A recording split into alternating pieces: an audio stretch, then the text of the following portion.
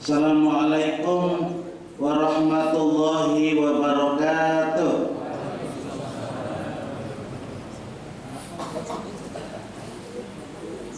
Bismillahirrahmanirrahim. Alhamdulillah alladzi arsala rasulahu bil huda wa dinil haqq liyudhhirahu 'ala dini kullihi walau karihal musyrikun. Asyhadu an la ilaha illallah wahdahu la syarikalah al-malikul haqqul mubin wa asyhadu anna muhammadan abduhu wa rasuluhu shadiqul wa'dil amin. Wa sallallahu ala muhammadin wa ala alihi wa ashabihi ajma'in. Amma ba'd.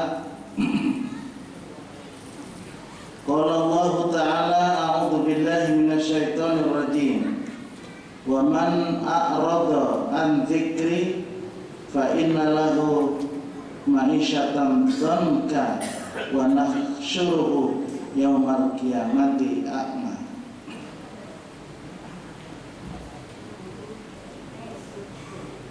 Jamaah Masjid Al-Furqan yang dimuliakan Allah, dalam kehidupan di dunia ini yang memang tempat ujian bagi semua manusia, dan itu sudah ketentuan Allah, itu tercantum di dalam Al-Quran. Bahkan kalimatnya juga pakai kalimat taukid. Jadi memang ujian itu mesti ada. Jadi jangan pernah kita berpikir bahwa hidup ini tidak ada ujian.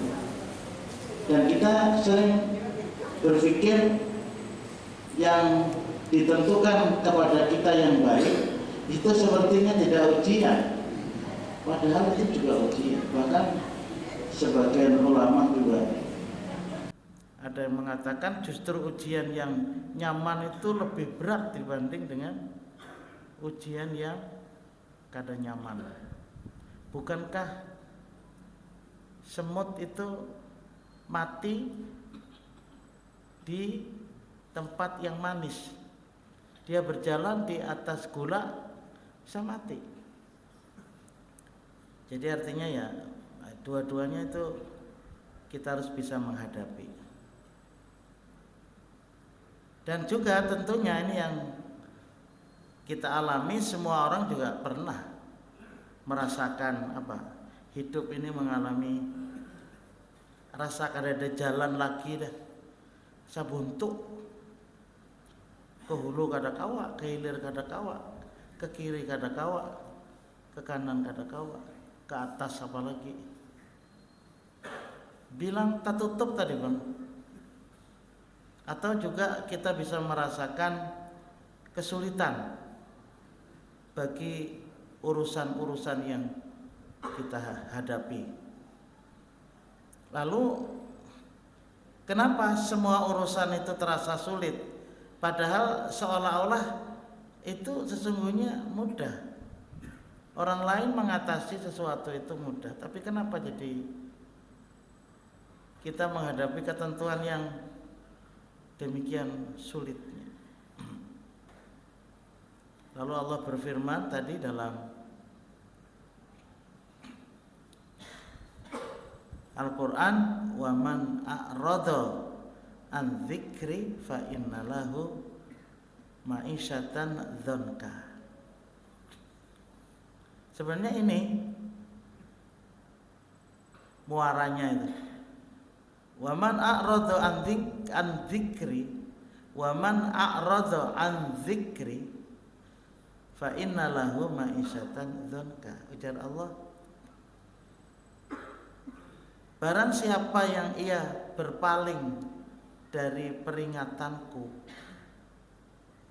Allah itu kan seluruh ayat-ayat Al-Quran itu merupakan az-zikr, merupakan peringatan supaya kita itu mampu untuk beribadah. Jadi barang siapa yang ia berpaling dari peringatanku, maka sungguh dia akan menjalani kehidupan ini, kehidupan yang sempit, ma'isyatan dzanka. Ini Allah mengatakan begini. Itu pang pai orang-orang yang nyaman-nyaman itu pang kada daya memperdulikan peringatan Allah. Ujar kita, mereka juga punya problem yang besar juga. Apalagi kemudian ia tidak mempelajari bagaimana liku-liku tentang masalah hati. Jadi kita jangan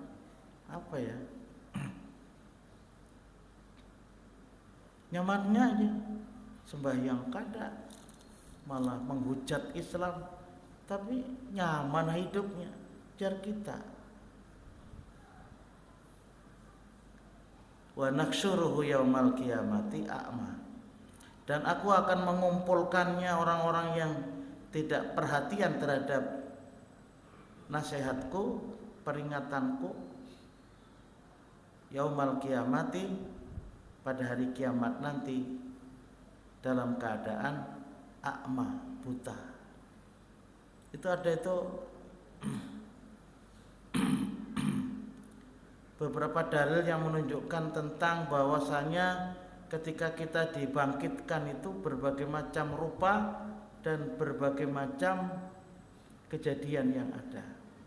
Di antaranya adalah orang yang ia ketika dibangkitkan oleh Allah diseret wajahnya, Kenapa? Karena ia buta, karena ia tuli, karena ia bisu. Jadi waktu di dunia dia tuli, telinganya tidak mampu untuk mendengarkan peringatan Allah. Kemudian matanya buta, tidak memperhatikan terhadap ayat-ayat Allah. Lisannya nggak bisa berzikir. Jadi memang diperlukan juga dalam bertauhid ini baik menggunakan hati, menggunakan lisan, dan menggunakan amal perbuatan. Jadi Ibnu Taimiyah mengatakan iman itu adalah al-iqraru bil qalb. Jadi at-tasdiqu bil qalb. Jadi benar-benar hati ini membenarkan. Sedikit saja ragu, no. Jadi dalam berakidah itu tidak bisa dicampuri dengan keraguan. Jadi betul-betul yakin akan kebenaran Allah, betul-betul yakin akan kebenaran Al-Quran. Kemudian al-iqraru bil lisan. Jadi orang bertauhid itu, orang beriman itu juga diperlukan lisan. Lisan untuk berzikir, lisan untuk membaca Al-Quran. Jangan disangka bahwa itu tidak memiliki nilai. Bahkan Al-Quran itu sendiri baru dibaca saja sudah menjadi syafi'an li ashabihi. Jadi sebagai pembela, lawyer, sebagai pembela nanti ketika kita di alam kubur menghadapi pertanyaan munkar dan nakir, itu yang jadi pembela.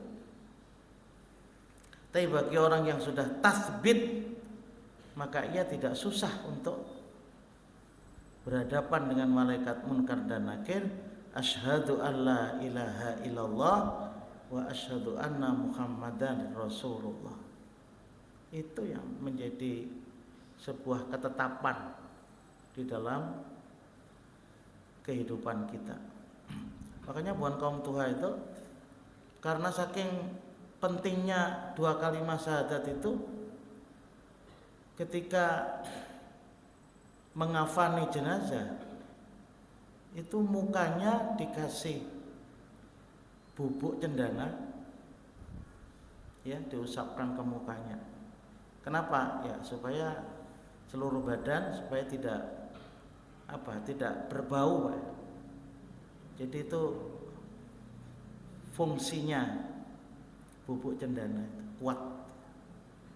Kemudian di dahinya ditulis dengan ada yang nulis di samping kanan ini Allah, samping kiri Muhammad, ada yang la ilaha illallah Muhammadur Rasulullah, ada yang asyhadu alla ilaha illallah asyhadu anna Muhammadar Rasulullah. Tergantung amplopnya ganal ke kadar. Bener tuh, Pak. Bila tetebal sedikit 2 kalimat syahadat lengkap. Bila tetap kurang nih Allah yang cukup aja lawan Muhammad.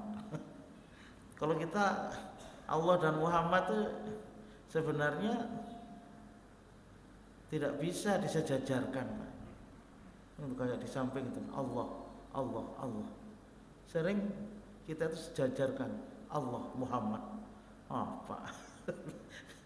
Yang bagusnya yang lengkap. La ilaha illallah Muhammadur Rasulullah. Jangan disejajarkan Allah, Muhammad. Bukan kaum tua itu. Kreatif buatnya itu. Itu kreatif lah. Yang kedua, kalau itu masih belum kuat, bikin paspor. Iya. Bikin paspor.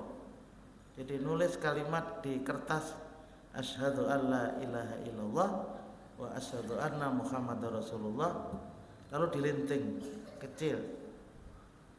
Masukkan ke botol minyak harum nang halus, tutup. Dihandak di sebelah kiri waktu qiyam. Jadi sebelum dikafani dihandak paspor. Nanti kalau ketemu malaikat munkar dan nakir, kada lagi ditakoni, Pak. Ujar. Macam-macam buatnya tuh. Ya, mereka alasannya bukan soal bid'ah atau tidak. Ya mungkin ya bid'ah hasanah juga. Cobaan spekulasi. Jadi biar tidak ada tuntunan, tapi memang ketika berhadapan dengan malaikat munkar dan nakir itu memang tathbit, sesuatu yang memang sudah mendalam di dalam hati ini. Bagi kita no problem. Sejak kita selesai berwudu itu sudah melisankan 2 kalimat syahadat. Ketika mendengar azan, ketika kita sholat dalam tahiyat, ketika kita berzikir selesai sholat, ketika zikir pagi dan sore, tidak terlepas mengucapkan la ilaha illallah. Sampai ketika akan meninggal, la ilaha illallah. Jadi nggak pernah lepas itu. Rasulullah mengatakan ketika ada orang azan, asyhadu an la ilaha illallah, Rasulullah langsung mengatakan kharajta minan nar, engkau bebas dari api neraka. Coba kekuatan la ilaha illallah. Tapi jangan hati seperti itu nanti dijadikan dasar. Itu aja gini, nang lain kada digawe itu luput. Azan aja kerjaannya, sembahyang kada. Itu enggak bisa. Islam tidak bisa diambil sebagian kemudian dilepas sebagian, tidak begitu. Contoh seperti kalau kita membaca Sayyidul Istighfar setelah subuh atau setelah maghrib, setelah asar, Allahumma anta rabbi itu. Bila kita baca bagus 3 kali, mati pada sore hari, maka ia termasuk ahli surga. Baca itu, sembahyang kada. Lopot.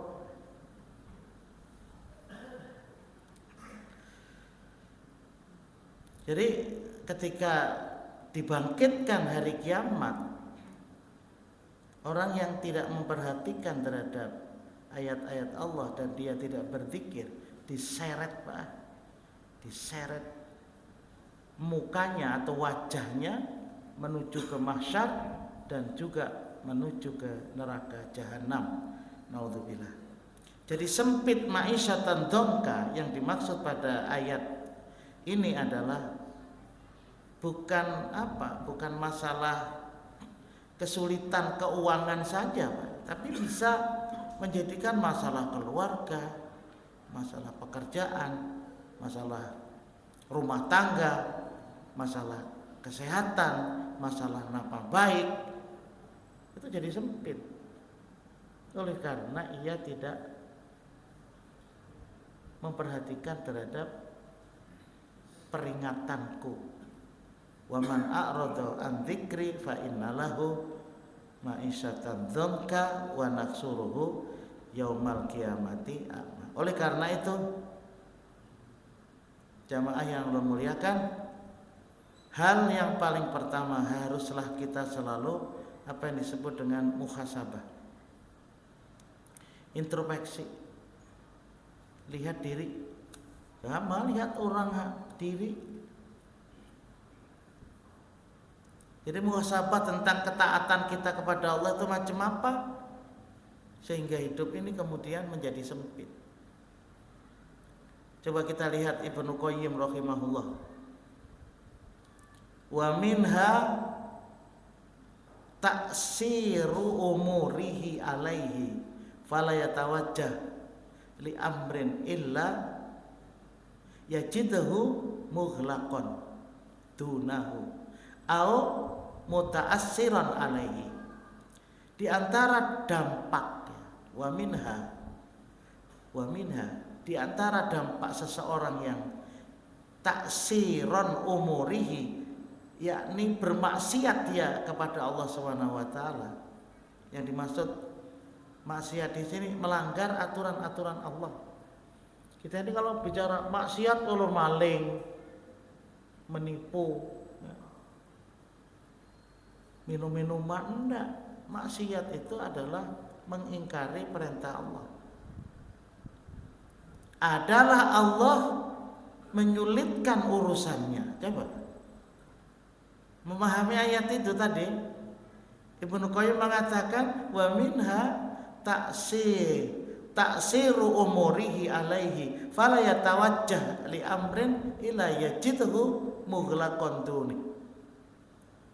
Jadi di antara dampak pengaruh seseorang tidak memperhatikan peringatan Allah, ya, Allah menyulitkan urusannya. Fa inna lahu ma'isyatan dzanka. Maka tidaklah ia menuju suatu urusan kecuali ia mendapati urusan tersebut tertutup mughlaqon, tertutup baginya, sulit untuk ditempuhnya. Mughlaqon dunahu au mutaassiran alaihi. Itu seperti itu pemahamannya. Jadi di antara dampak seseorang yang bermaksiat kepada Allah, yang dia tidak memperhatikan peringatan Allah, Allah menyulitkan urusannya.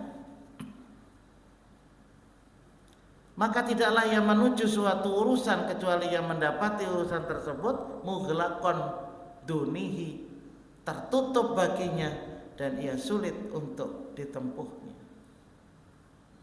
Wa hadza kama anna man ittaqallaha ja'ala lahu min amrihi yusran.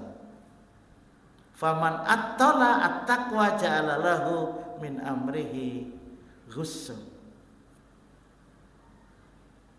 Hal ini sebagaimana bahwasanya barang siapa yang bertakwa kepada Allah, maka Allah akan memudahkan urusannya. Itu begitu, Pak. Dan barang siapa yang membuang ketakwaannya, faman attala at-taqwa ja'alallahu lahu min amrihi ghus. Jadi barang siapa yang membuang ketakwaannya, maka Allah akan menyulitkan urusannya. Makanya kadang-kadang sering, Pak, kalau secara lebih tinggi lagi. Kenapa karena umat Islam kalah gitu nih. Padahal orangnya banyak itu kenapa jadi kalah? Allah menjelaskan pada ujung surat As-Saff itu. Fa'ayyadnal ladzina amanu ala aduwwihim. Allah itu akan memberikan kekuatan kepada orang-orang Islam, keimanan mereka.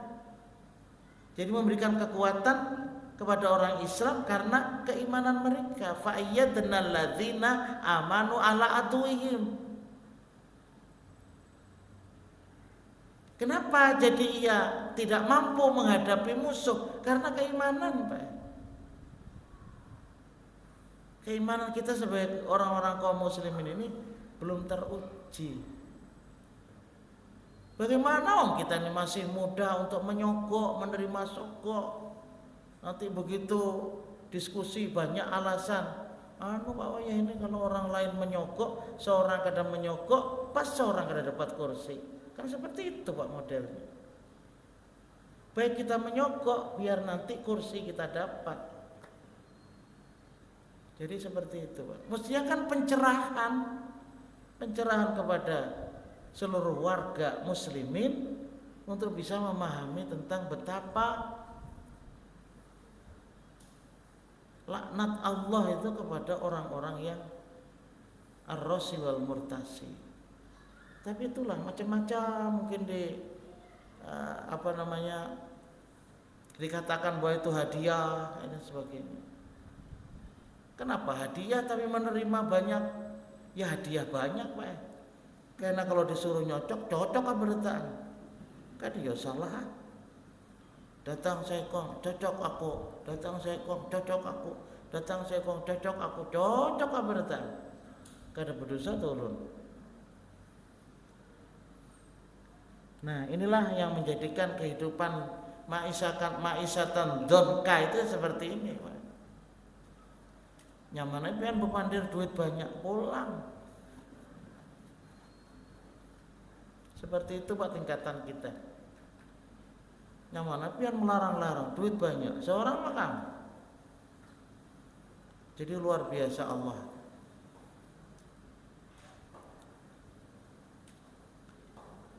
Wa yallahi al-ujub kaifa yajidu al-abdu abwabal khair wal masalih masdudatun anhu muta'assiratun alaihi wa haula'i ya'lamu min aina ata.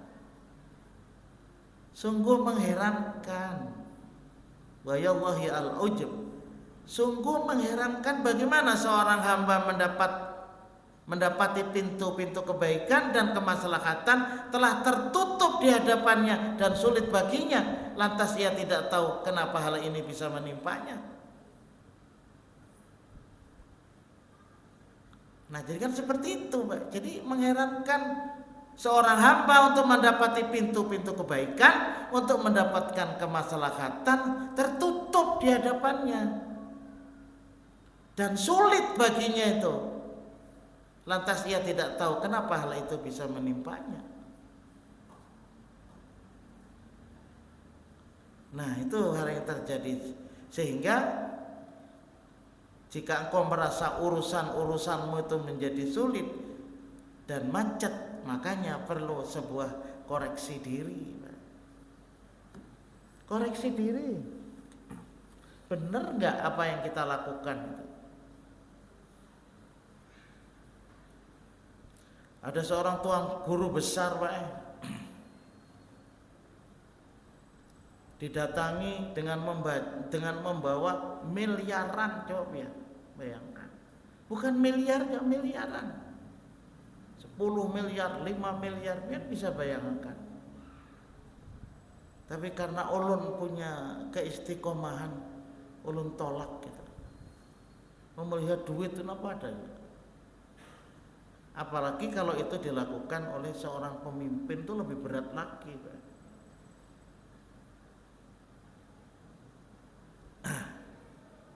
Jadi maka muhasabah atau koreksi diri menurut Ibnu Qayyim itu sangat penting.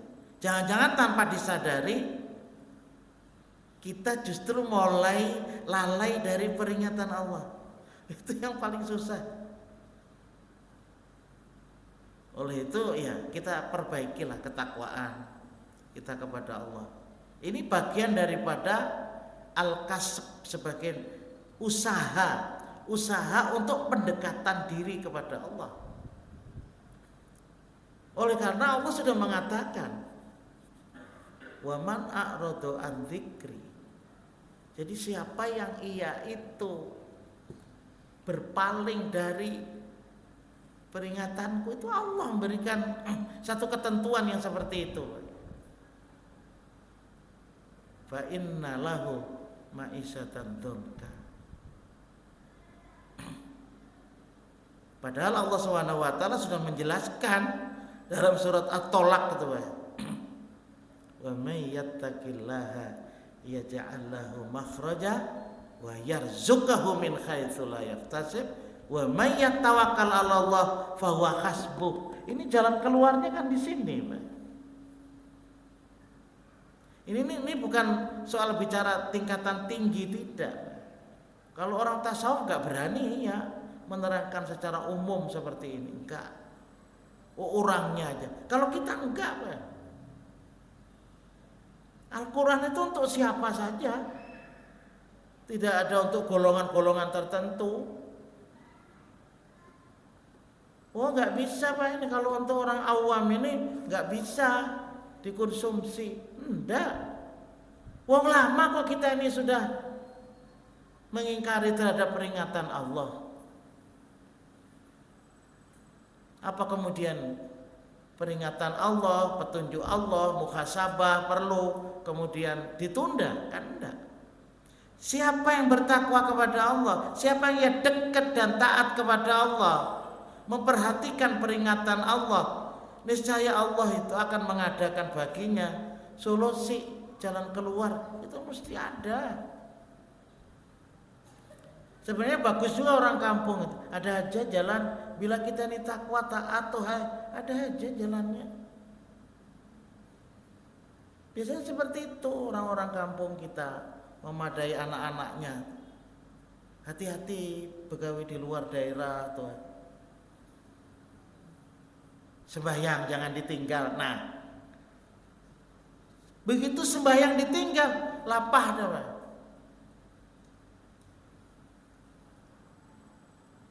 Dan ulun melihat tuh ada orang-orang yang memang sampai seperti demikian. Begitu sudah jam 12 tutup ya. Nanti jam 2 buka lagi. Asar tutup. Rezekinya kayak orang juga.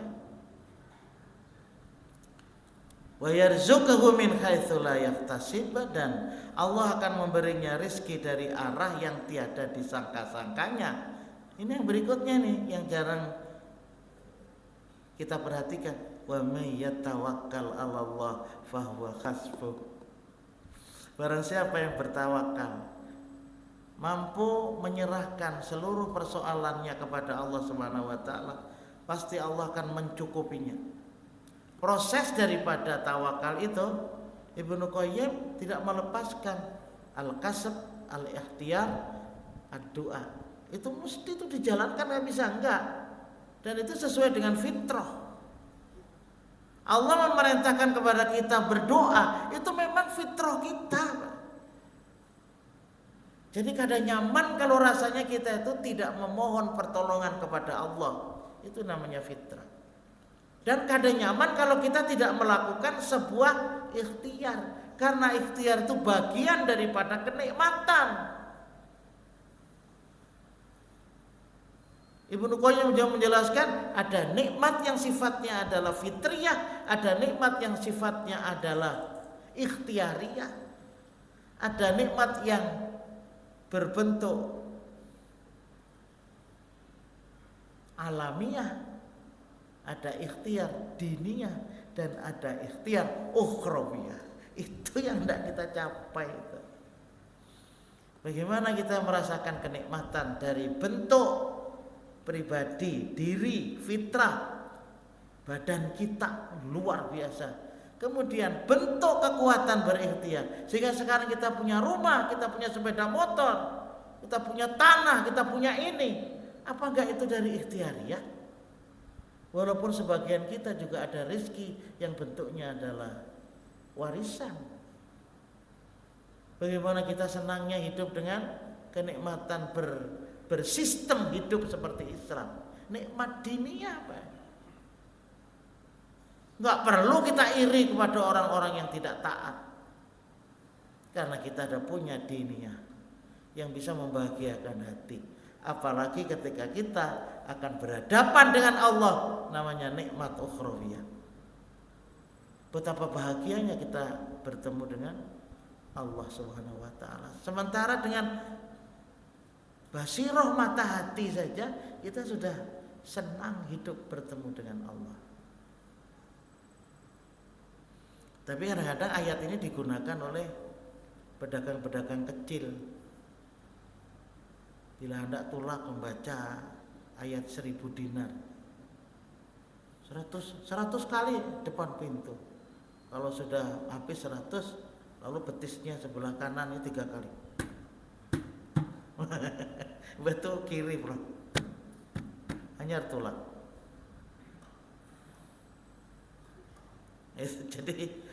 Jadi apa? Jadi amalan ya seperti itu. Tentu tidak ada sunnahnya. Jadi apa ya? Sebenarnya semangat untuk takwa ada, cuma meletakkannya itu. Nah itu Pak. Adapun jika engkau terus bermaksiat, nah nggak memperhatikan terhadap perintah Allah, akan tetapi rizki dan urusan terus lancar, ini bahaya juga.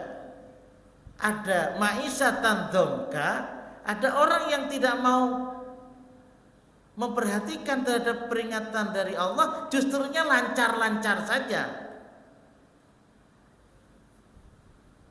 malah bertambah urusannya lebih mudah, bahkan sukses, bahkan datang rezeki dari arah yang tidak disangka-sangka juga ada. Tapi ya apa? A'rada an dzikri. Orang tersebut tidak memenuhi, tidak memperhatikan terhadap peringatan Allah. Tapi kenapa jadi makan nyaman? Idza ra'aitallahu ta'ala yu'ti al-abda minad dunya ma yuhibbu wa huwa muqimun ala ma'asihi fa inna madzalika minhu istidraj.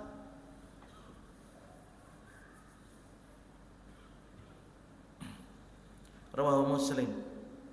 Ujar Rasulullah dari Utbah bin Amr, apabila engkau melihat Allah memberikan kenikmatan dunia kepada seorang hamba, sementara dia masih, katakan bahasa kita, bergelimang dengan maksiat, maka itu hakikatnya adalah istidraj dari Allah. Kalau dibahasakan bahasa kita, lanjuran.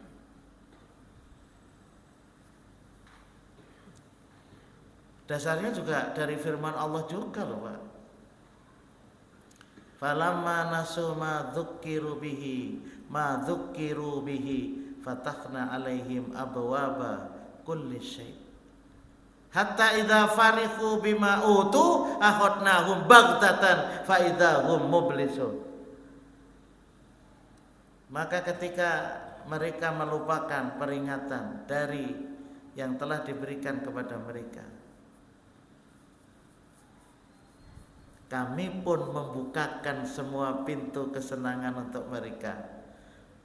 Fatahna alaihim abwaaba kulli syai hatta idza farihu, sehingga ketika mereka bergembira dengan apa yang telah diberikan kepada mereka, fa akhadnahum baghtatan, kami siksa mereka secara baghtah, tiba-tiba fa idza hum mublisun, dan ketika itu mereka terdiam putus asa.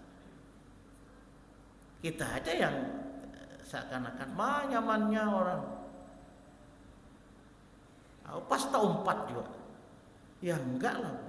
Ini sudah ada peringatan seperti. Ada orang yang memang tidak memperhatikan perhatian Allah terhadap peringatan dari Allah, sempit hidupnya. Ada yang mereka itu ketika tidak memperhatikan peringatan Allah, dibuka oleh Allah rezekinya. Ada dua loh. Yang kita pilih itu adalah siapa yang ia dekat dengan Allah Subhanahu wa ta'ala. Oh, enggak bahwa ini yang halal itu sudah susah. Bilang kadede lagi dan ke hulu ke hilir, kemana-mana kadede yang halal. Itu sudah menjadi kepercayaan masyarakat dan sebagainya. Sementara nang haram aja wae berebut ya. Apa bener itu? Apa bener? Kan tidak. Ada yang halal, ada juga yang haram. Haram bentuk zat, ada juga haram bentuk usaha. Orang berobat itu Pak sembuh, tapi ada cara yang dibenarkan dalam berobat, ada cara yang tidak dibenarkan.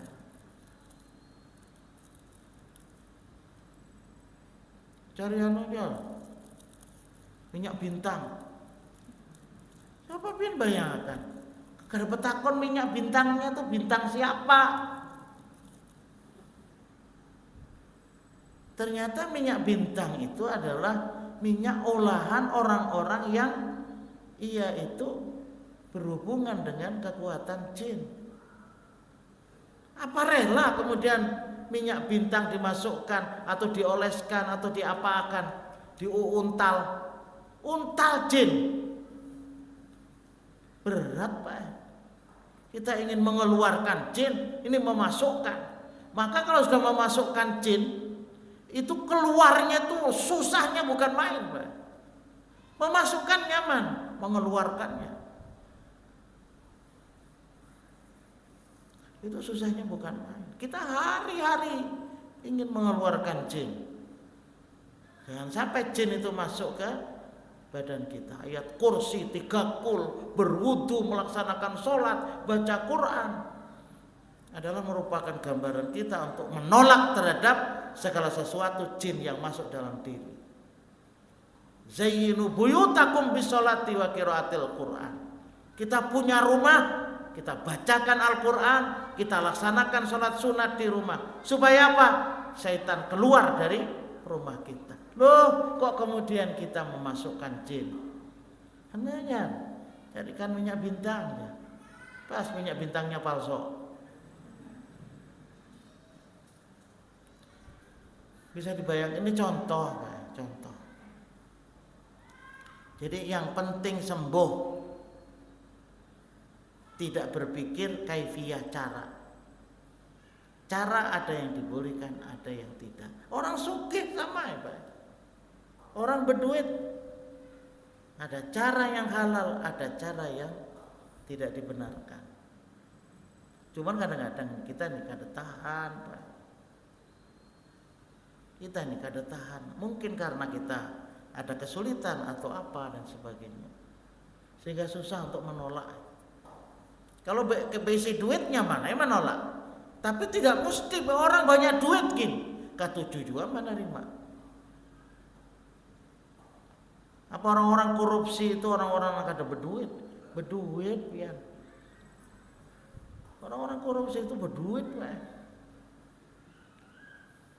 Cuman ingin supaya kekayaannya itu cukup untuk 7 turunan. 7 turunan. Anak, cucu, cicit. Nyaman. Seorang mah kan menanggung. Kaya di neraka. Ayo. Naudzubillah. Oleh sebab itu jamaah yang memuliakan, kalau harta yang berlimpah padahal tidak pernah bersedekah, itu istidraj. Rezeki berlipat ganda padahal jarang sembahyang, istidraj. tidak senang ada nasihat, terus berbuat kemaksiatan, istidrak. Dikagumi, dihormati, padahal akhlaknya bilang lapah. Biasanya kan itu, Pak.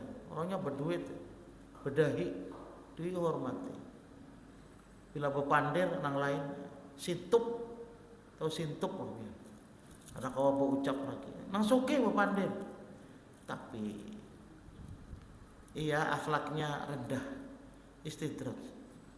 Diikuti, diteladani dan diidolakan, padahal bangga mengumbar aurat di dalam berpakaian dan sebagainya. Kada peduli. Sangat jarang diuji sakit, padahal dosa-dosa menggunung. Ada orang dosanya bilang, tapi kada suah sakit. Aduh, saya heran, Pak.